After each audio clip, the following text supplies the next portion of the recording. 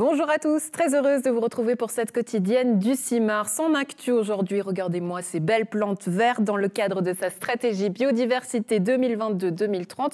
Nyon a choisi de se débarrasser d'1 hectare de laurel et de thuya. On en parle avec le municipal en charge de l'environnement, Pierre Valenne, qui est avec nous aujourd'hui. Bonjour à vous, merci beaucoup d'être sur ce plateau. En sport, en une année après une relégation en 3e division, l'US Terre Sainte Futsal reprend ses droits en LNB après une jolie victoire, notamment face à Lucerne, 9-4. On en parle avec vous, Mathias Calicchio. Bonjour, bienvenue à vos côtés, le joueur Nicolas Virchaud. On est ravis de vous avoir sur ce plateau. Enfin, en culture, après nous avoir présenté l'enfant chocolatine, Christophe Allard revient pour nous présenter.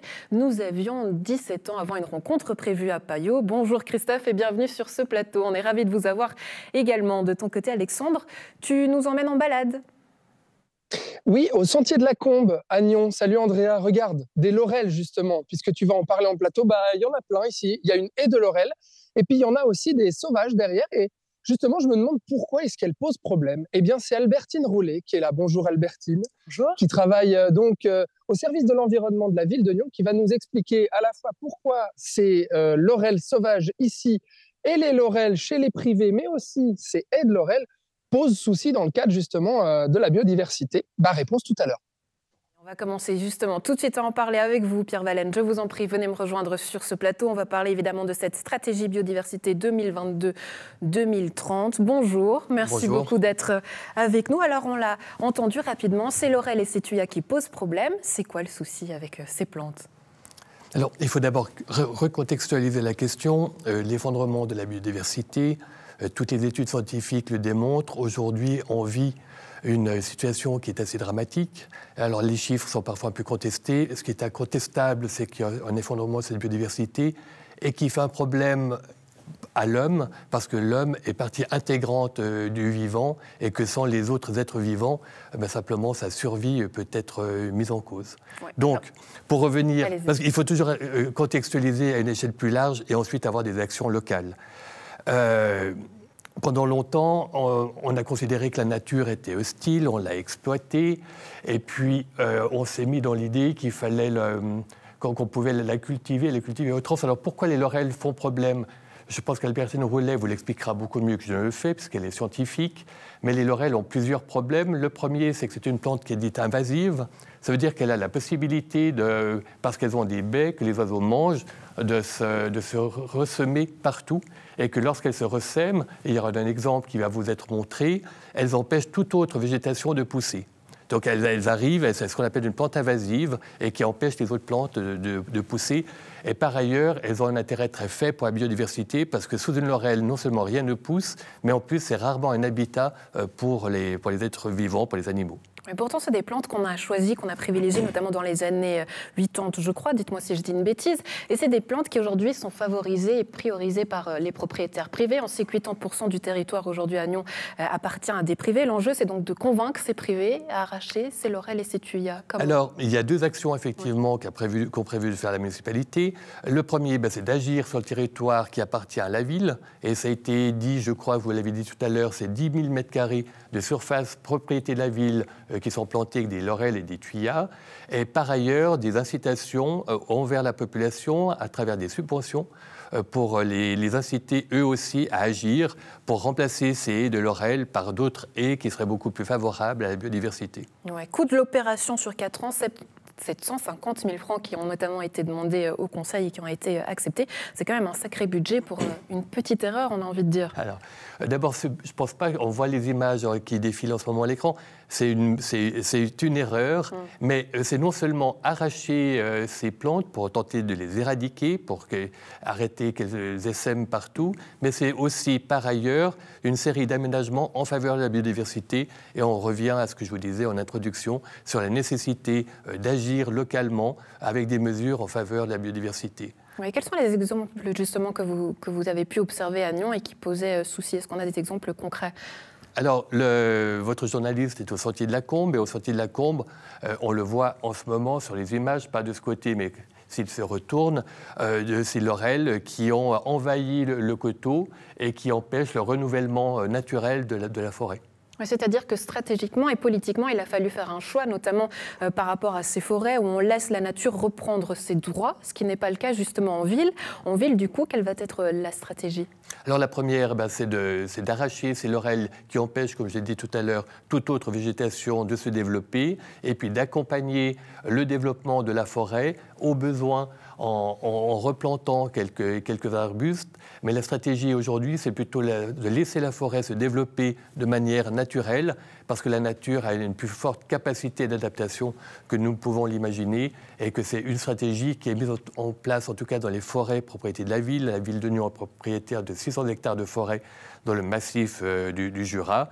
Et la stratégie aujourd'hui, c'est de laisser, quand il y a des petites pousses, de les laisser se développer et de les accompagner de leur développement, plutôt que d'apporter des essences qui viendraient d'ailleurs. Oui, on voit ces changements qui se font petit à petit en ville. Quels sont les retours que vous avez aujourd'hui des citoyens ? On pourrait se dire que certains citoyens peinent à comprendre, qu'ils se disent finalement la ville exige tout.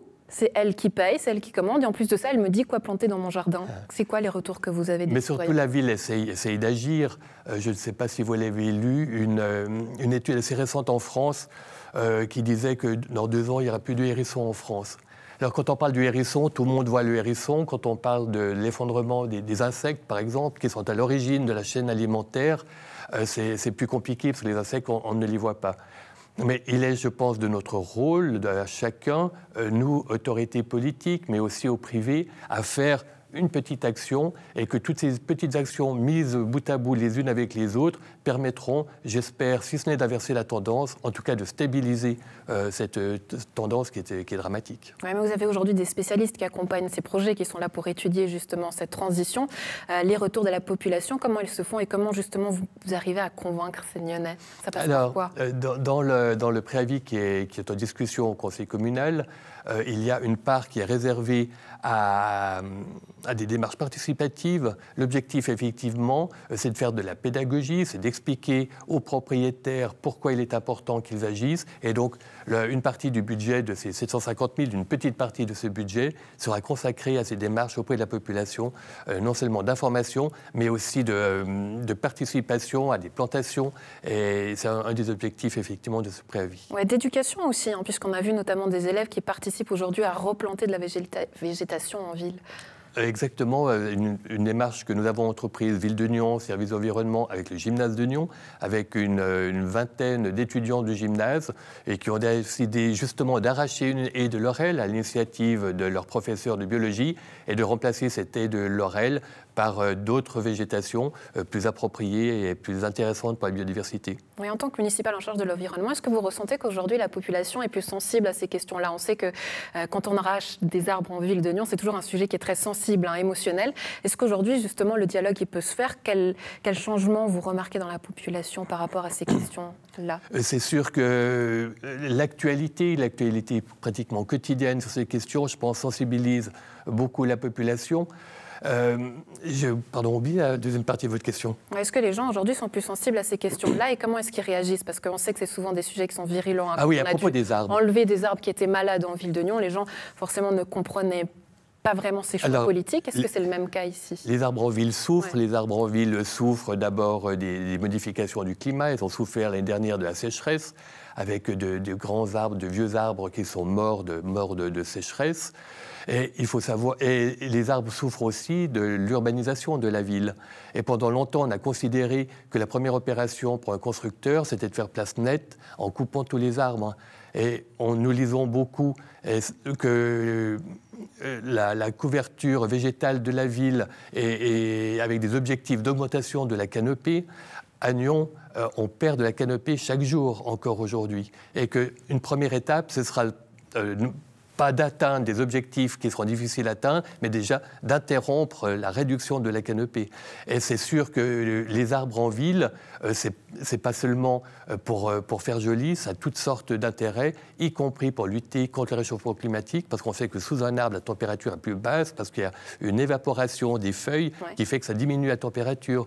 Et Et ça offre en plus un cadre de vie extrêmement agréable. Donc oui, je pense que les gens aiment les arbres et nous devons, et c'est notre devoir de les protéger. Oui, donc une première étape qui est réussie aujourd'hui avec cet arrachage des laurels et des tuyas. La suite, c'est quoi? Alors pas encore tout à fait réussi, parce que le conseil communal doit se déterminer. Ce n'est pas encore fait. J'espère qu'il suivra la proposition. On est quand même déjà passé à l'action, hein, en ville. Alors, on est passé un peu à l'action, mais pas encore de grande envergure. Et pour cela, on attend la décision du conseil communal qui devra intervenir au mois d'avril.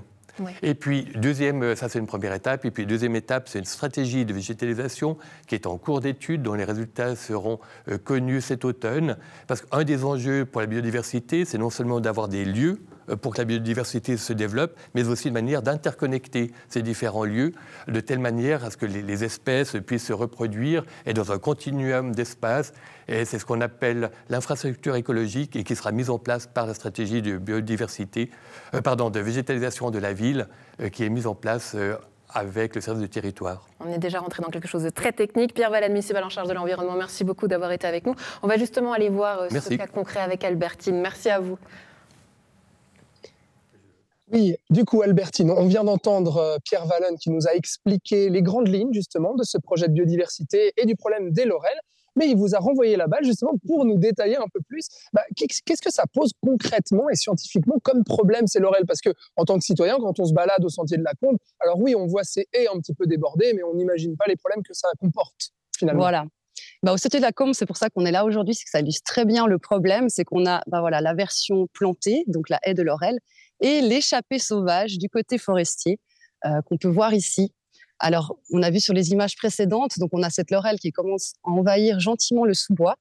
Et le gros problème, c'est que ça illustre très bien le problème aujourd'hui, puisqu'on a une belle journée ensoleillée. Ouais. C'est qu'on est encore au mois de mars, donc les arbres n'ont pas développé leurs feuilles, ça va arriver d'ici la fin du mois d'avril. Donc on a la lumière qui arrive directement au sol. Et là, il y a toute une flore des sous-bois, plein de fleurs qui vont profiter justement de faire leur cycle de reproduction et donc de fleurir pendant qu'il y a encore la lumière qui est au sol. Le problème de la laurel, c'est qu'elle a un feuillage persistant.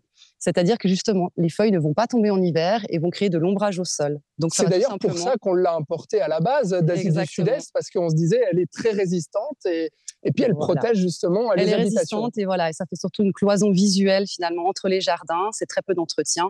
Elle pousse très bien partout. C'est pour ça qu'elle a été largement adoptée par les propriétaires privés, mais par les services publics aussi. Et à quel moment est-ce qu'on s'est dit justement, ça suffit de la laurel?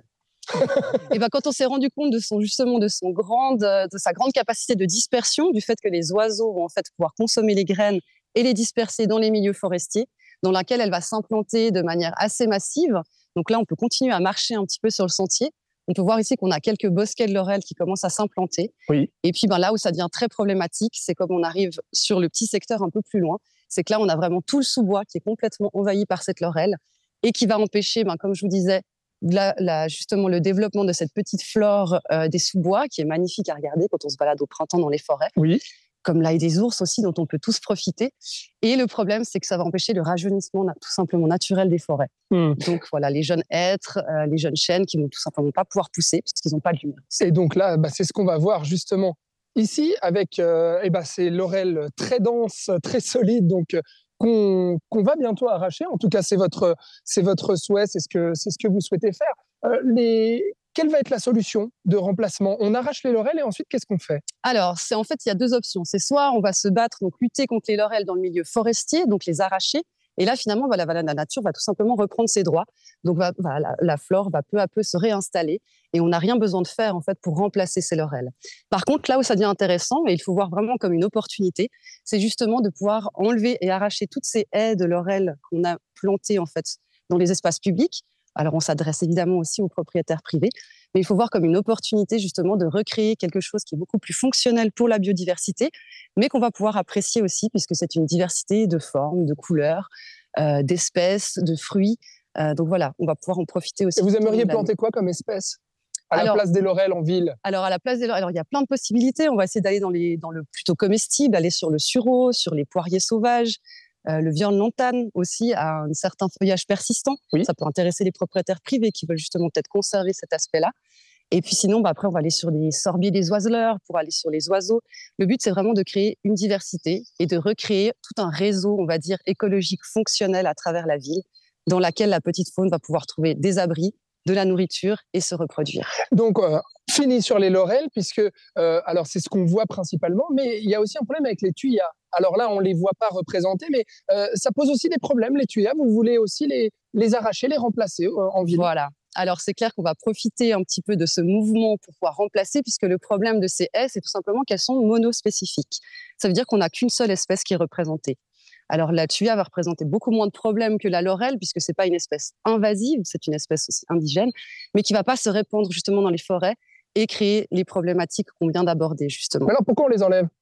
Alors, tout simplement, en opportunité pour pouvoir recréer quelque chose de beaucoup plus fonctionnel. Et plus divers, et qui va créer de la nourriture et des refuges pour la petite faune. Voilà, pour que la faune et la flore cohabitent avec de la biodiversité. Le maître mot, donc, de ce plan. Merci beaucoup, Albertine Roulet, de m'avoir expliqué. J'en sais beaucoup plus maintenant sur ces laurels qu'on voit tous les jours, Andrea, parce que ces haies, on a l'impression qu'elles sont au quotidien avec nous. Bientôt, à Nyon, elles le seront peut-être plus. Tu l'auras compris. Oui, merci Alexandre pour cette petite balade dans ta compagnie et très belle suite de journée à toi. On ouvre à présent une page de sport en votre compagnie. Mathias Gallicchio, Nicolas Virchoso, je vous en prie, venez me rejoindre sur ce plateau avec vous. On va parler futsal. Une année après une relégation en 3e division, l'US Terre Sainte Futsal reprend ses droits sur la LNB en triomphant dimanche face à Lucerne, 9-4. On imagine que c'est une petite victoire qui a un goût de revanche par rapport à la saison dernière, Mathias. Oui, c'est une revanche surtout parce que ça fait une dizaine d'années qu'on était dans cette ligue. Et d'autant plus que la relégation était un peu un goût amer, avec différentes circonstances qui ne nous ont pas permis de rester dans cette ligue. Alors à présent, vous arrivez premier de votre groupe avec 5 victoires pour une seule défaite. Ça représente quoi pour vous, cette arrivée en 2e division suisse pour l'équipe ? Alors franchement, pour l'équipe, c'est vraiment un gros plus parce qu'on a fait une meilleure saison que l'année passée. L'année passée, il y a eu beaucoup de blessés. Et cette année, on a eu un meilleur effectif. On a pu jouer d'une meilleure façon et ça nous a donné la possibilité de monter cette année. Oui, Mathias, justement, comment on l'explique cette meilleure saison ? C'est passé par quoi ? Alors d'une part, c'était aussi par la motivation des joueurs. C'est clair qu'il y a des années où on arrive à avoir, malgré qu'on ait un contingent de 30, 40 joueurs, c'était compliqué des fois avoir assez de monde pour les matchs. C'est vrai qu'on est une équipe, malgré que ce soit du futsal, on est une équipe de joueurs de dehors, de foot dehors. Donc c'est vrai que c'était un peu compliqué. Voilà, il y a quand même une priorité sur le foot dehors et pas forcément futsal, à part pour garder la forme, parce qu'on est content d'être là, parce qu'on est des compétiteurs, mais voilà, on n'est pas une vraie équipe futsal, si j'ose dire. Ouais, c'est vrai que c'est un peu la particularité de l'US Terre Sainte Futsal, c'est que vous n'êtes pas des spécialistes du football d'intérieur, comme vient de nous l'expliquer Mathias, mais c'est quoi les différences et qu'est-ce que ça permet finalement d'avoir cette double saison de jouer en intérieur et en extérieur, de jouer tout le temps, mais encore ? Alors d'abord, il y a quand même une partie plaisir. Franchement, il y a une partie plaisir et après, surtout, il y a des 1 contre 1 et c'est un jeu totalement différent qu'on peut avoir dehors. Par exemple, il y a beaucoup plus d'actions techniques, beaucoup plus de jeux tactiques et ça permet physiquement de rester en forme toute l'année. Ouais. Vous parliez de cette peine à recruter peut-être des joueurs. Est-ce qu'aujourd'hui, ça tend à changer et ça devient un peu plus populaire ? On sait qu'il y a eu toute cette période de Covid qui a relancé aussi un peu la machine, j'ai envie de dire. Mais est-ce qu'aujourd'hui, cette popularité, elle tend aussi à venir du côté du foot intérieur ? C'est vrai qu'il y a quand même une belle évolution. On a commencé, nous, en 2012 avec une ligue ou 2 ligues, on va dire futsal. Puis on voit que là, presque 10 ans après, il y a quand même 4-5 ligues, plus une coupe suisse qui est rentrée en jeu. Donc on voit qu'il y a quand même une belle évolution. Puis de la demande, il y a de plus en plus de clubs typiques futsal, avec une volonté de jouer toute l'année au futsal, ce qui n'est pas notre cas. Mais voilà, donc on voit qu'il y a quand même une demande, en tout cas, pour ce sport qui, comme l'a dit Nicolas, très dynamique, spectaculaire quand même. Ça se rapproche du hockey, mais voilà, c'est un peu moins, on va dire, peut-être, c'est plus dynamique et puis plus spectaculaire que peut-être le foot dehors dans certains matchs, on va dire. Une popularité qui se voit aussi, puisqu'aujourd'hui, vous peinez souvent à jouer à domicile. Comment ça s'explique ? C'est vrai qu'à l'époque, venant de Terre Sainte, donc de la région de Coppet, il n'y a pas de triple salle. Et puis les exigences, justement, à un certain niveau, c'est une obligation d'avoir une triple salle. À l'époque, en discussion avec les villes aux alentours, c'était un peu compliqué pour diverses raisons qui sont louables, comme le manque d'infrastructures, le privilège aux associations, on va dire, de la ville. Et on a réussi, en fonction de cette année, d'avoir justement une possibilité de jouer à Nyon. Donc voilà, c'était vraiment sympa d'être devant nos supporters, d'être aussi à domicile à Nyon. Parce que de jouer chez soi, forcément. Chez soi, voilà. Chez soi, en tout cas de la région, donc c'était vraiment quelque chose de sympa. Ouais.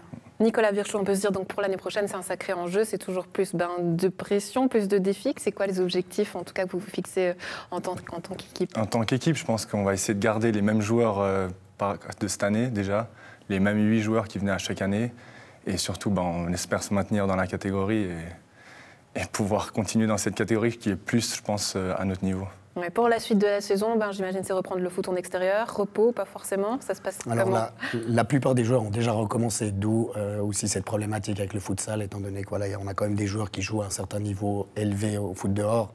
Donc là, pour l'instant, on ne va pas trop parler futsal, à part un petit repas d'équipe qui aura lieu le 24 mars.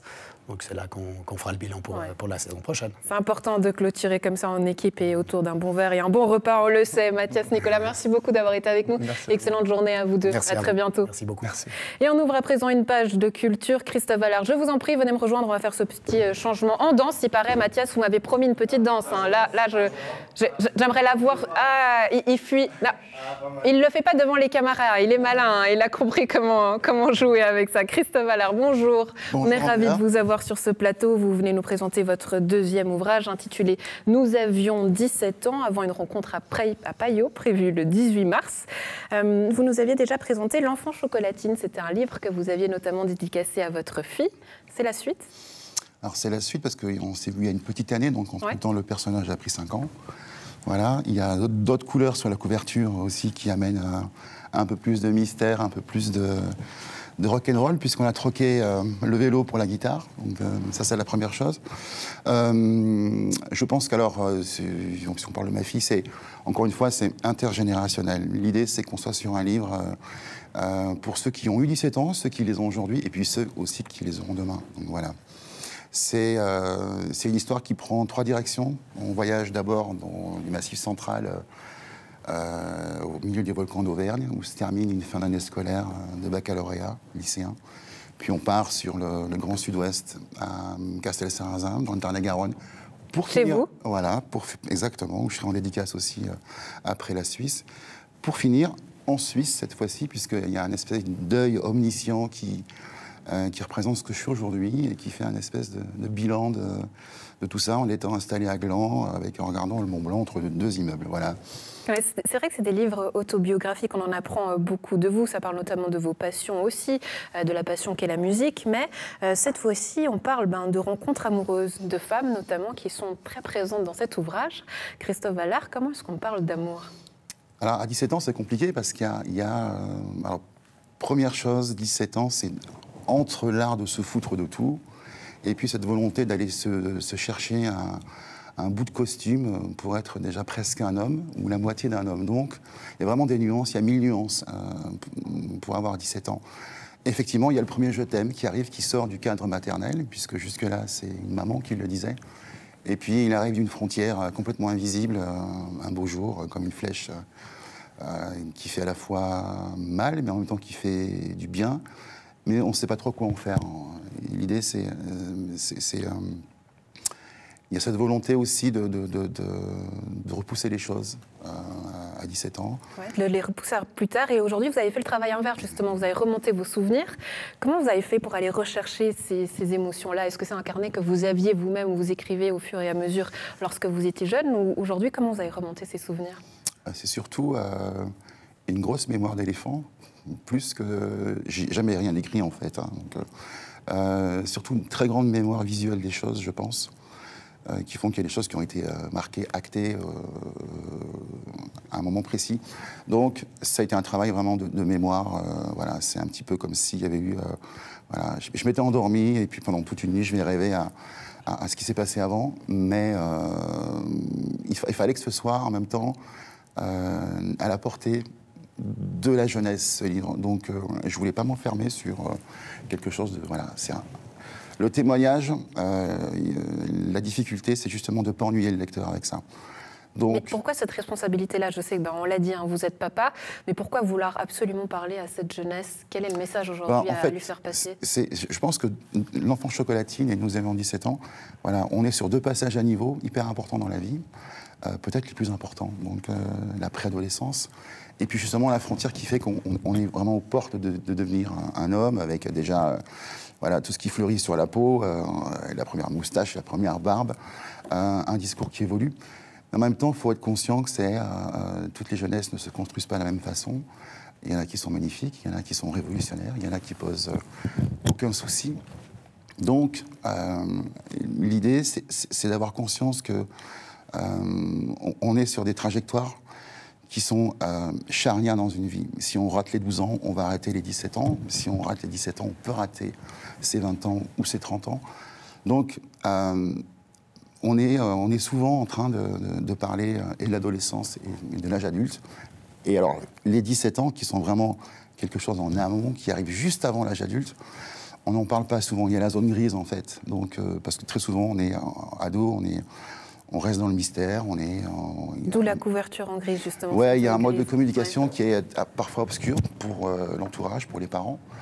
Et l'idée, justement, c'est de rentrer là-dedans et de creuser un petit peu ce tunnel. Et c'est vraiment l'image de la photo où il y a devant le personnage un avenir qui peut être à la fois obscur, mais en même temps plein de possibilités. Très bien. Donc l'enfant chocolatine, nous avions 17 ans. J'imagine que la suite, on fera encore un petit bond pour une trilogie. Alors non, parce qu'on va s'arrêter là. On va dire que c'est, comme on dirait aujourd'hui, on parle de saison. Oui. Saison 1, saison 2. Moi, je reviendrai vous voir l'année prochaine avec un autre projet qui est en train de se terminer, qui est un roman inspiré de faits réels et écrit à 4 mains. Voilà. Donc on a réussi une prouesse technique avec un autre auteur d'écrire à distance à 300 km d'écart entre la France et la Suisse. Des faits réels qui concernent notre région, puisque vous êtes... Alors, vous allez être servi parce que de grands passages du livre mettent à l'honneur la Suisse, notamment toute la partie suisse romande. Et nos personnages vont naviguer dans cet univers-là aussi. Donc, ce sera un autre projet. J'arrête cette partie témoignage que j'ai trouvée intéressante. Et puis on va essayer de l'exercice du roman à 4 mains en plus parce qu'on ne s'est jamais rencontrés pour l'écriture. On a travaillé à distance entre Suisse et France, donc c'est un exercice très compliqué. On n'a jamais été en présentiel pour ça, mais ça y est, ça a fonctionné. Donc je serais très heureux de venir avec le co-auteur l'année prochaine. En binôme. Le rendez-vous est pris, Christophe Vallard. Merci beaucoup. Et puis cette rencontre prévue à Nyon, chez Payot, le 18 mars. Merci beaucoup d'avoir été avec nous. Merci à vous. Très belle journée à vous. À la maison, un plaisir d'avoir été en votre compagnie. Bonne suite de programme et à demain.